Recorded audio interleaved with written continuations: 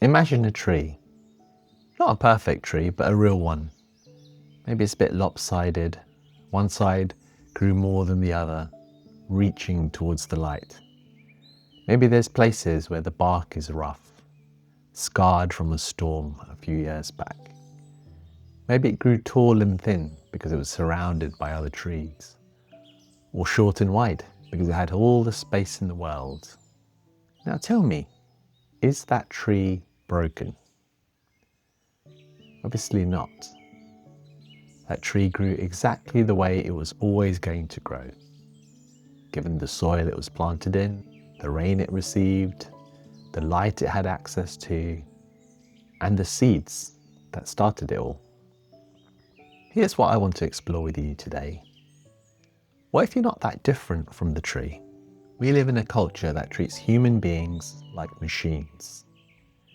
You set a goal, you work the plan. If results don't come, you must be doing it wrong. So we criticize ourselves, we push harder. We think the problem is willpower, or discipline, or mindset. But what if the better metaphor, the truer metaphor, is not a machine, but a living system, like a plant or a tree? Think about what actually makes a seed become a tree. It's not to do with effort. The seed doesn't try. It's conditions. The right soil, water, light, temperature, and the genetic blueprint it started with, which itself is millions of years of accumulated conditions passed down through generations. You are the same. Your personality, the way you react to stress, how easy or hard you find it to be kind to yourself, whether you're naturally anxious or calm. None of it appeared from nowhere. It came from your genetics, your early childhood environment, the culture you grew up in, the experiences that shaped you. The neuroscientist Robert Sapolsky has spent decades showing that human behavior is the product of biology, environment, and history. Every thought, every feeling, every choice is downstream of causes that you didn't ultimately choose. And this isn't a depressing idea. It's actually turned out to be one of the most freeing ideas I've ever encountered, and I'll explain why. It's because it means the question isn't, what's wrong with me? The question is, what conditions does this living system need? Here's a question for you. If your plant was drooping, leaves yellowing, soil dry as dust, would you stand over it and say, what's wrong with you? You need to try harder. Other plants are thriving. Why can't you get it together? Obviously not. You'd look at its conditions. Is it getting enough water? Maybe too much sun? Does it need better soil? Maybe a bigger pot? You'd nourish it. You'd adjust. And yet, this is exactly what we do to ourselves. We feel low or stuck or anxious. And instead of asking, what does this person or what do I need right now? We criticize, we judge, we push. Self-criticism as a strategy mostly doesn't work. The psychologist Christine Neff has spent decades studying self-compassion, and the research is clear. People who treat themselves with kindness, the way a good gardener tends to a struggling plant, are more resilient, more motivated, and more likely to actually change, rather than those who berate themselves. Self-compassion isn't self-indulgence. It's basically good gardening. So the first question to ask yourself isn't, why am I like this? It's, what do I need? Am I getting enough rest, enough connection, enough time outside, enough stillness? Water your own roots first. Now, what about the people around you? The colleague who always seems defensive, the family member who keeps repeating the same patterns, the person who hurt you, who maybe doesn't even know that they did it. What if, just for a moment, you saw them as a plant too, shaped by conditions they didn't choose, growing toward whatever light that they could find, doing the best they could with the soil that they were given. This doesn't mean letting people off the hook for harmful behavior. This means understanding why people are the way they are before deciding how to respond. In Buddhism, this is the heart of compassion, Karuna, seeing that others suffer because they are caught in conditions, not because they're fundamentally broken or bad. In Western philosophy, Spinoza said something similar centuries ago, that people act according to necessity, according to their nature and their circumstances. Blame, he thought, was mostly just confusion about how human beings actually work. And here's what's interesting. When you stop trying to criticize people into changing, which almost never works, and instead ask, what conditions might help this person grow? Relationships open up. Not always, but more than criticism ever did. There's something remarkable happening in forests that scientists have only recently started to understand. Trees share resources. Through an underground network of fungi, sometimes called the wood wide web, older trees feed nutrients to the younger, struggling ones. They communicate chemical signals when insects attack, so nearby trees can prepare their defenses.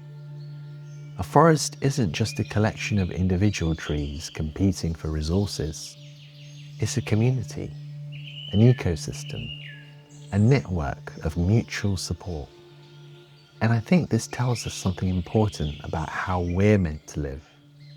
We're not meant to grow alone. There are two things I want to share here. Firstly, reach towards those nearby. You don't have to save the world on your own. You don't have to have a grand mission. Just, is there someone in your immediate circle who's struggling, who could use some of what you have to offer? A listening ear, a kind message, a simple act of being present. That's the forest doing what forests do. The second, and this one is harder for many of us, let others help you. Trees don't refuse nutrients from the network. They give, but they also receive. But we often find receiving very difficult. We want to be self-sufficient. We worry about being a burden. Receiving help is not weakness. It's how living systems stay alive. So allow the forest to feed you. I want to come back to our tree for a moment, because real trees that have been around for decades, they don't look perfect. They've got their scars from storms, gnarled branches, they're asymmetric, and those imperfections, they're not flaws. They're the record of a life lived. The poet Rainer Maria Rilke wrote about the importance of living your questions, not rushing to solve them. And trees seem to understand this intuitively. A young tree, when the wind comes, doesn't break because it bends. Flexibility is the secret to survival. Rigidity, the refusal to bend, that's what breaks things. The Tao Te Ching has a line that I love. The soft overcomes the hard. The gentle overcomes the rigid. Think about the most resilient people you know. They're not the ones that are unyielding. They're not the ones who refuse to be affected.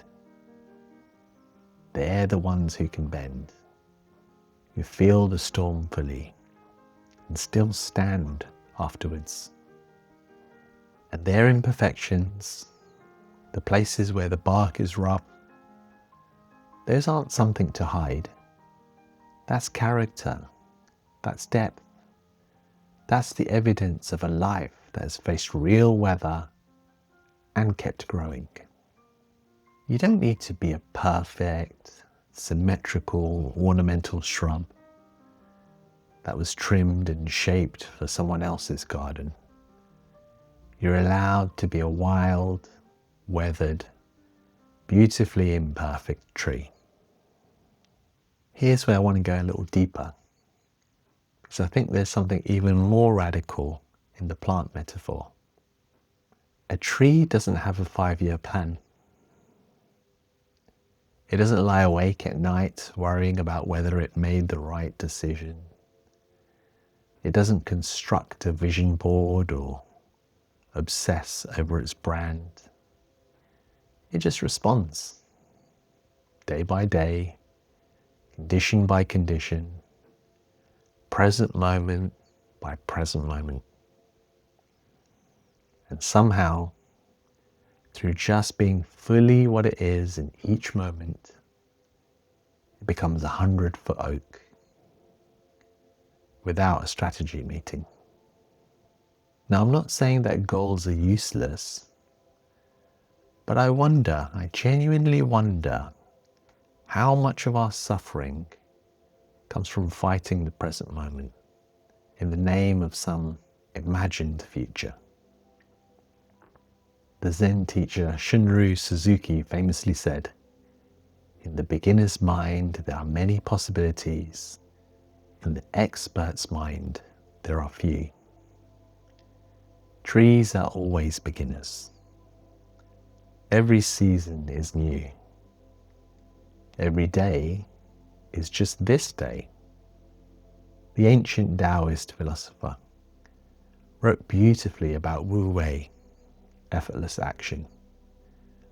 Not doing nothing, but acting in harmony with what is. Not forcing, not pushing against the current.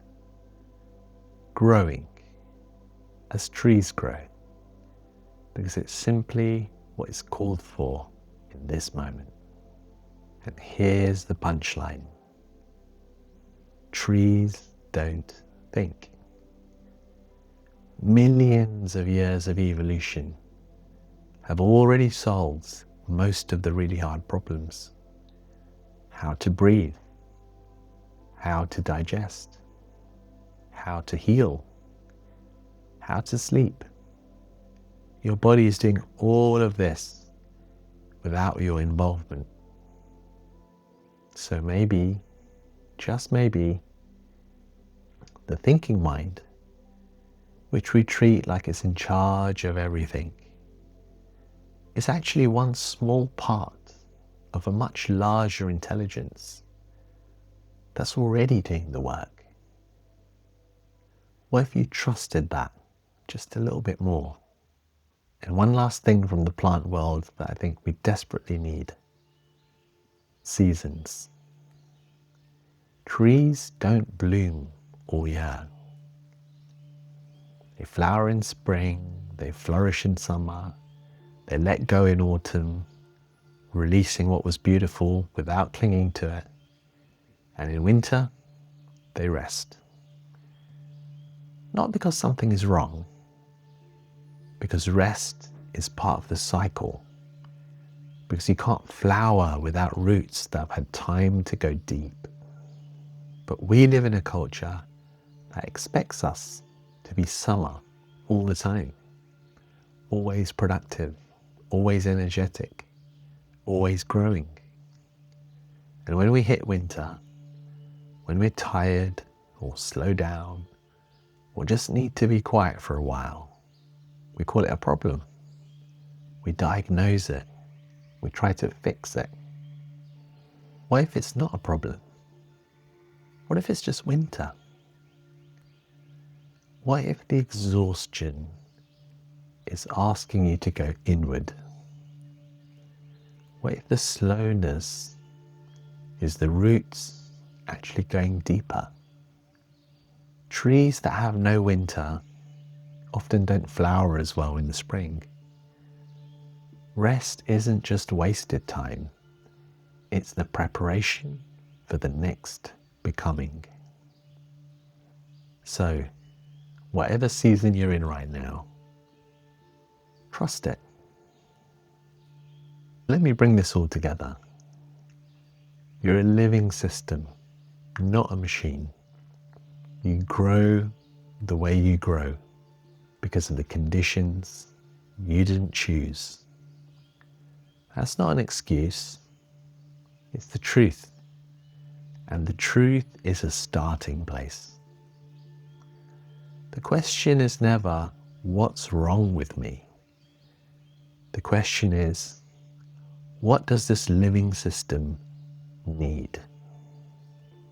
When you're struggling, nourish yourself. Change the conditions. When others are struggling, look at their roots, not just at their leaves. Lean on the forest and let the forest lean on you. Be willing to bend in the storm. Let the weathering give you character. Don't fight the seasons that you're in. And here's the deepest thing. You don't need a grand plan. You just need to be fully here in today, responding to what is, growing toward what light is available. The rest mostly happens by itself. If this idea of nourishing yourself rather than criticizing yourself feels like something you want to explore with more support, I'd love for you to join me in the Daily Mindfulness Club. We meditate together every day, and it's exactly this kind of gentle, grounded approach. It sits at the heart of everything that we do. You can start a free trial at dailymindfulnessclub.com/trial, and the link is below. Or if you're just getting started with mindfulness and want a structured and friendly entry point, you can try my free 31-day mindfulness challenge. That might be perfect for you. The link for that is also in the description below. Either way, I'm glad that you're here, and I'll see you next time. I think I need to water my plant.